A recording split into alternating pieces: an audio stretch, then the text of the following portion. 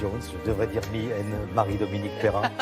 Alors où est-ce qu'on va aujourd'hui? On va découvrir la Dombes? La Dombe ou les Ou Dombes, les un Dombes. problème de linguistique depuis des siècles, ils se chamaillent là-dessus. Apparemment, maintenant, ça serait la Dombe. Alors, où est située la Dombe? Eh bien, c'est dans le département de l'Ain. C'est, si vous voulez, entre Lyon, Mâcon, Genève, hein, le département de l'Ain. Et la Dombe, c'est un petit peu le sud du département de l'Ain. Et c'est une région que les moines ont aménagée dès le XIIIe siècle. Il y avait des marécages, ils les ont transformés en étangs et ça donne des lumières, c'est de toute beauté, il y en a plus de 1000 étangs. Et je trouve que c'est une très jolie destination d'automne pour s'y rendre en famille. Alors au milieu de ces étangs, comme c'était aménagé par des moines, il y avait des petits châteaux féodaux, il y avait des maisons fortes qui les gardaient, notamment on va aller dans une transformée en hôtel sur le golfe de Sorel. Et puis il y a le domaine de la Dombe. Alors là c'est un parc animalier. Et sur ce parc animalier, il y a des étangs. On a installé des cabanes flottantes, des cabanes perchées. Alors c'est génial aussi d'aller faire ça avec des enfants. Et puis, à une dizaine de kilomètres de là, à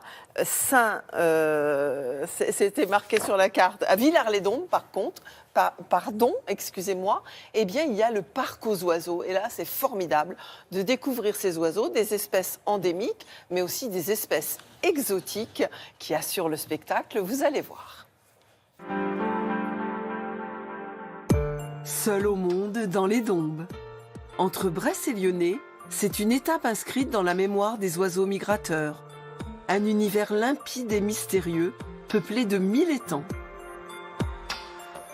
Et au milieu, un habitat suspendu entre l'eau et la forêt. Cabane flottante ou cabane perchée. Certaines cabanes sont accessibles uniquement avec des barques. Ils sont libres de naviguer bien sûr autour de l'étang. On peut pêcher, on connaît très bien notre cheptel puisqu'on vidange les étangs comme ça se fait traditionnellement tous les 2 ans ou voire 3 ans. On a de la carpe, du sandre, du brochet, de la perche.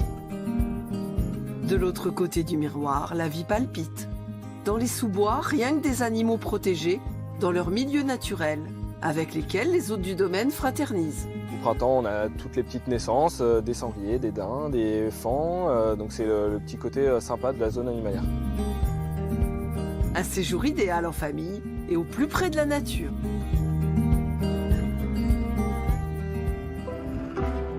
Une dizaine de kilomètres plus loin à vol d'oiseau, plongé dans un monde féerique.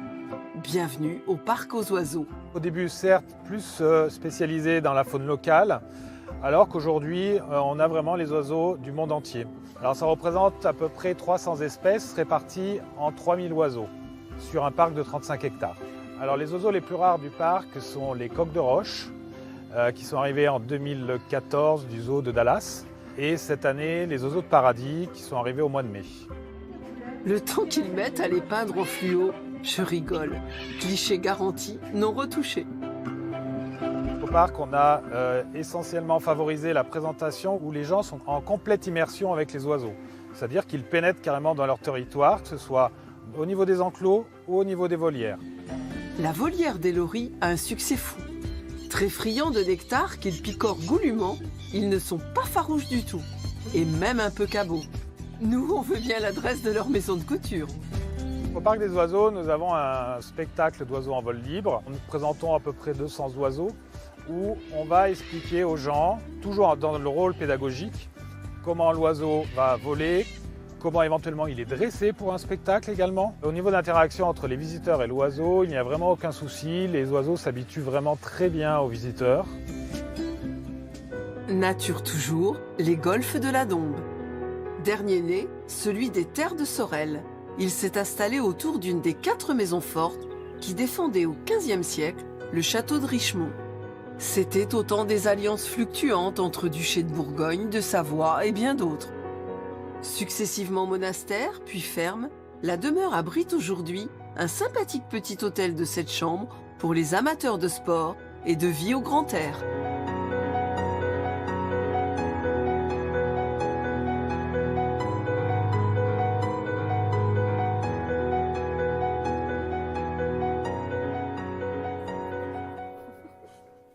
comme d'habitude, je ne vais pas choisir, parce oui. que les 3 destinations sont formidables, avec des prix assez raisonnables. Ah oui, c'est à partir de 80 €. Ça va guère plus loin que 120. Hein. Donc, et je voulais signaler qu'en saison, il y avait aussi un camping 4 étoiles pratiquement sur le domaine du parc aux oiseaux, le nid du parc. Et puis le parc, il est ouvert jusqu'au 12 novembre. Alors, il faut vous dépêcher quand même, parce qu'après, il ferme et il réouvrira à la mi-avril.